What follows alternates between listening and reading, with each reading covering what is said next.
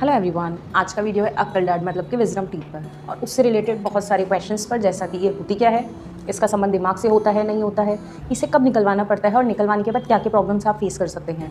ऐसे बहुत सारे क्वेश्चंस के आंसर हैं इस वीडियो में, तो आप इसको एंड तक ज़रूर देखें। Hello, I am doctor Diksha and I am your dental surgeon. तो सबसे पहले जान लेते हैं कि अक्कल दाढ़ होती क्या है।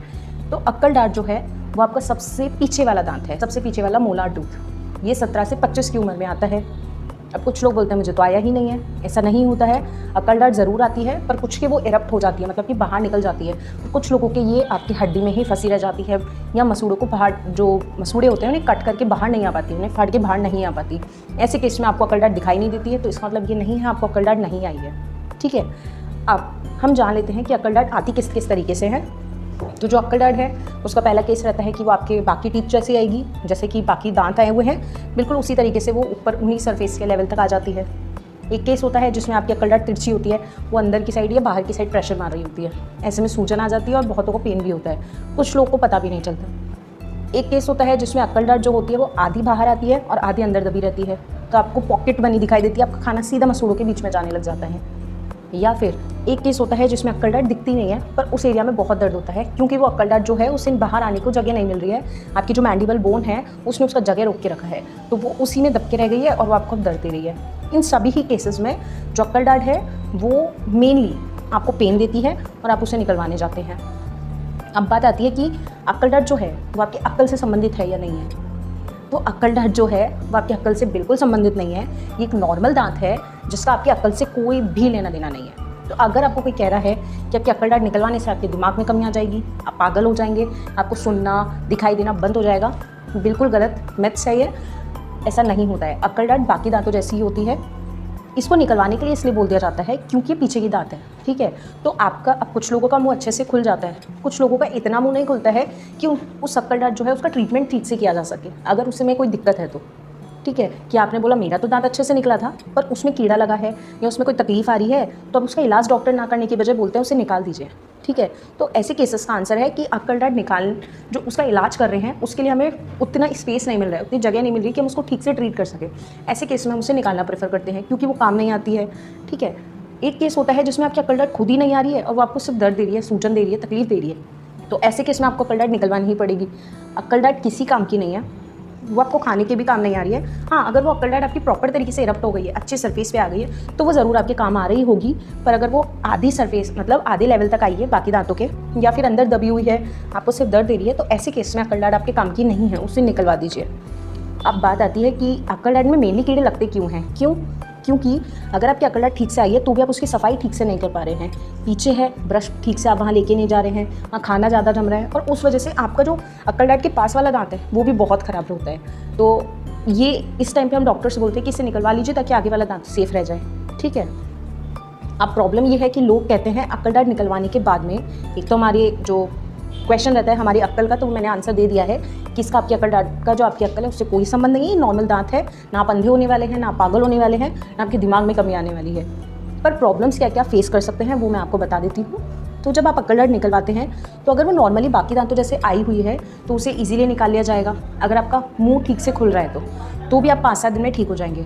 पर अगर आपका मुंह ठीक से नहीं खुल पा रहा है, वो बहुत पीछे है, तो ऐसे केस में हमें माइनर सर्जरी करनी पड़ती है, उससे हमें कट भी करना पड़ता है, दांत को भी कट करना पड़ जाता है, कभी हड्डी को कट करना पड़ता है, तो वो छोटी सी एक सर्जरी की जाती है, उसके बाद उसमें टाँके भी आते हैं। और ये जो टाइम पीरियड होता है ये अराउंड 15 से 30 मिनट के बीच का होता है। इतनी देर मुंह खुलने के बाद आपके यहाँ दर्द होने लगता है, तो आप शिकायत करते हैं कि मैं तो मुँह ही नहीं खुल पा रहा हूँ, मैं ठीक से खाना नहीं खा पा रहा हूँ। तो इन सभी का एक आंसर है कि ये सब ठीक हो जाएगा।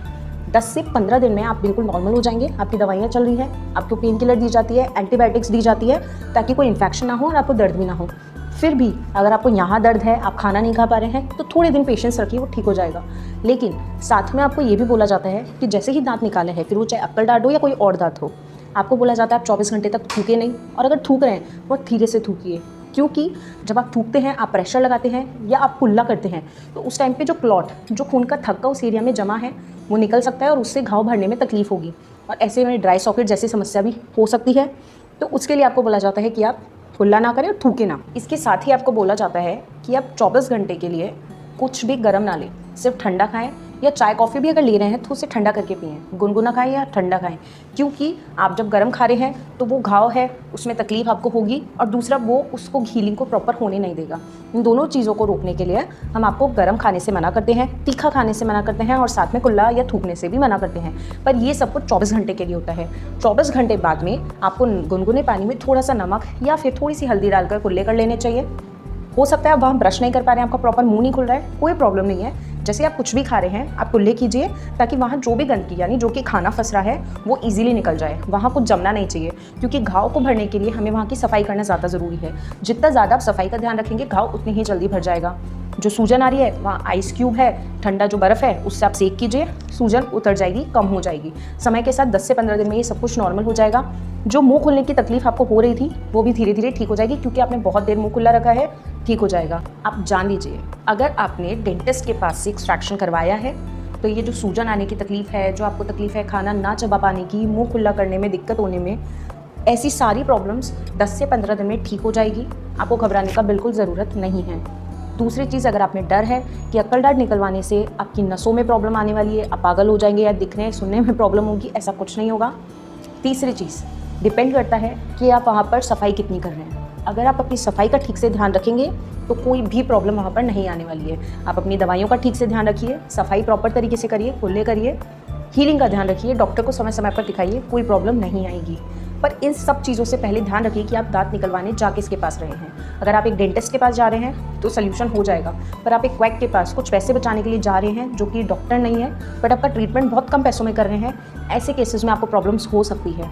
जैसे कि आपकी नसों में दिक्कत आ सकती है, आप बहुत ज़्यादा तकलीफ में आ सकते हैं, आपको बहुत पेन हो सकता है। पर अगर आप डेंटिस्ट के पास गए हैं और आपको ये जो प्रॉब्लम्स मैंने आपको बताई है, जैसे सूजन, दर्द और ऐसी प्रॉब्लम्स अगर आप फेस कर रहे हैं, 10 से 15 दिन में सब ठीक हो जाएगा। आपको घबराने का बिल्कुल ज़रूरत नहीं है, बस ध्यान रखिए। और ऐसे ही और भी क्वेश्चंस आपके दिमाग में हैं तो प्लीज़ कमेंट सेक्शन में आप बताइए, मैं ट्राई करूँगी कि उन्हें नेक्स्ट वीडियो में कवर करूँ। Thank you so much.